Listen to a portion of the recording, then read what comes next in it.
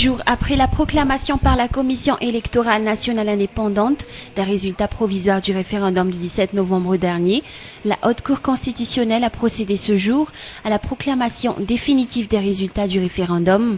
Les résultats provisoires publiés par la CENI n'ont pas fait l'objet de modifications. Ainsi, selon la HCC, le projet de constitution de la 4e République est régulièrement adopté par référendum et entrera en vigueur dès sa promulgation par le président de la Haute Autorité de la Transition, qui se fera dans les 10 jours suivant la proclamation des résultats définitifs par la HCC.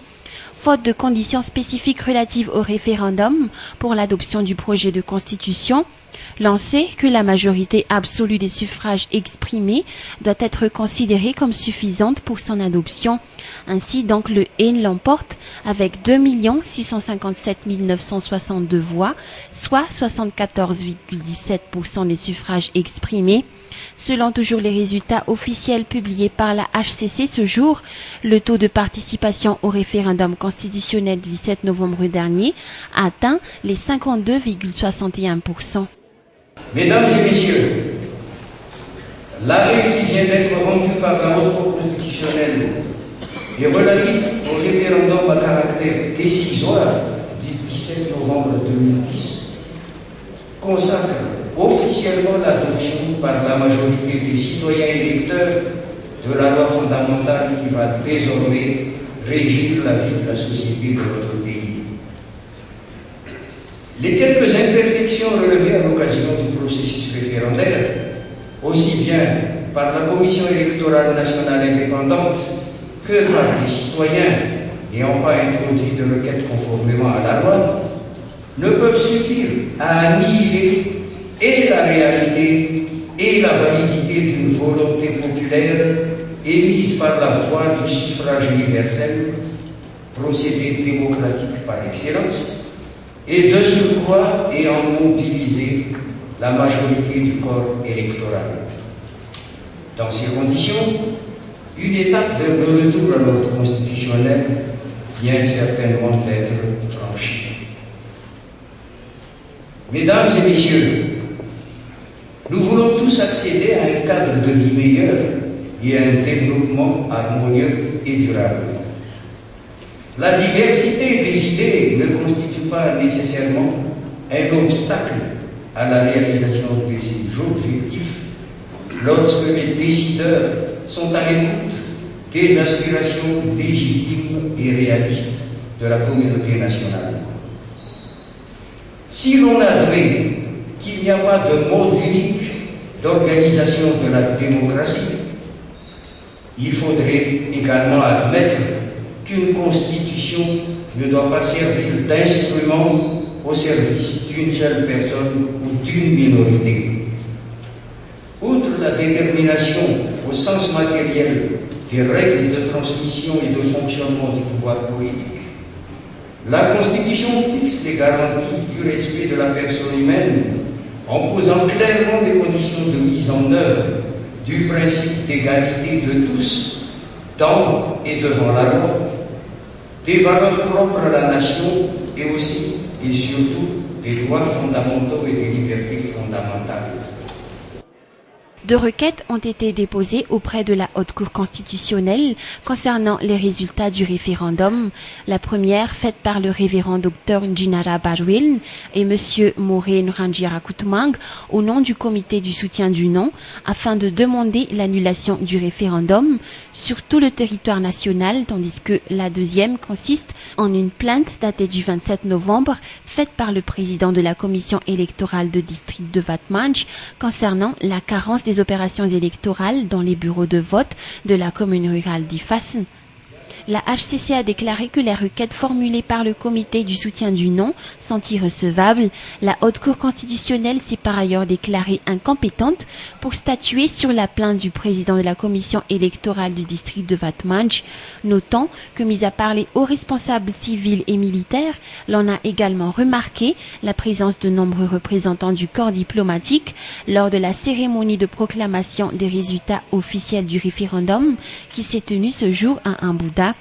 L'on a entre autres remarqué la présence du consul général des Maltes et du premier conseiller auprès de l'ambassade de France à Madagascar.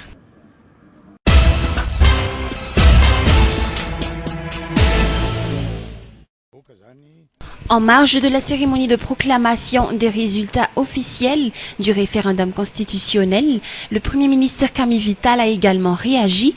Selon le chef du gouvernement, l'on avance vers la 4e République. Un nouveau souffle est senti dans le pays après la victoire du ENI au référendum constitutionnel du 17 novembre dernier.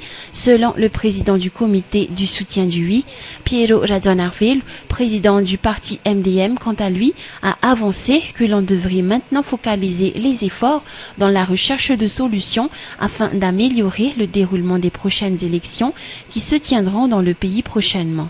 Nous pensons qu'il ne convient plus de s'attarder sur les divergences de point de vue, notamment au niveau de l'organisation et du contenu du projet de constitution, mais tout simplement d'avouer qu'effectivement une étape a été déjà franchie et qu'il convient maintenant de voir comment avancer. Effectivement, on ne pourrait pas assainir les divergences tant qu'on ne se met pas ensemble justement ou autour d'une table de négociation ou tout simplement de rentrer dans les structures qui sont prévues pour préparer ensemble de manière consensuelle et inclusive l'avenir pour l'avènement, n'est-ce pas, de la 4e République. Bon, maintenant, il y a une grande nouvelle parce que nous avons un bébé qui vient de naître. Il s'appelle la République, 4e République. Le peuple malgache qui a préparé la grossesse et le CENI qui va faire naître la naissance, le bébé, et la chéché qui va nommer l'enfant. Il s'appelle, ou bien elle s'appelle 4e République. C'est ça le changement.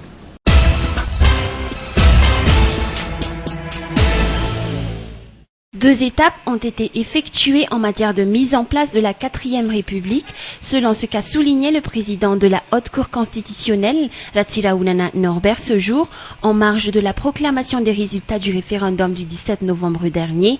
Ce haut responsable a évoqué que le président de la Haute Autorité de la Transition dispose de 10 jours à compter de la proclamation des résultats d'aujourd'hui pour effectuer sa promulgation, ce qui constituera la 3e étape avant d'aboutir à l'avènement de la 4e République.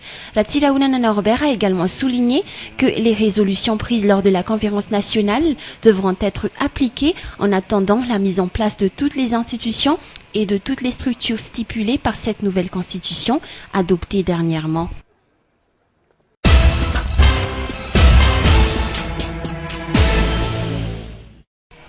De sources sûres, le professeur Raymond Ranzé va quitter la capitale samedi dernier pour rejoindre Paris en France. Il aurait obtenu du ministère de la Justice et du ministère de l'Intérieur une autorisation spéciale qui lui a permis de s'envoler pour l'Hexagone. Interrogé par les membres de la presse sur cette affaire ce matin, le ministre de la Justice, Christine Razanamassou, a déclaré qu'effectivement, une interdiction de sortie existe bel et bien pour le professeur Ranzé, mais étant donné que cette personnalité est un expert au sein de l'Organisation internationale du travail ou OIT, il est officiellement invité à participer à une conférence internationale à Paris. Une disposition spéciale a donc été prise afin de lui permettre de sortir du territoire malagasy. C'est pour ainsi dire qu'il aurait obtenu bel et bien une autorisation en bonne et due forme. Les ministres précisent toutefois que le professeur Ranzé aurait promis de revenir en terre malgache et se présenter devant la justice à tout moment. L'enquête sur le coup d'État de Bani continue, selon le ministre. D'autres confrontations sont encore prévues dans les prochains jours, des confrontations durant lesquelles la présence de Raymond Ranzé est requise. Son retour au pays est prévu pour le 10 décembre prochain.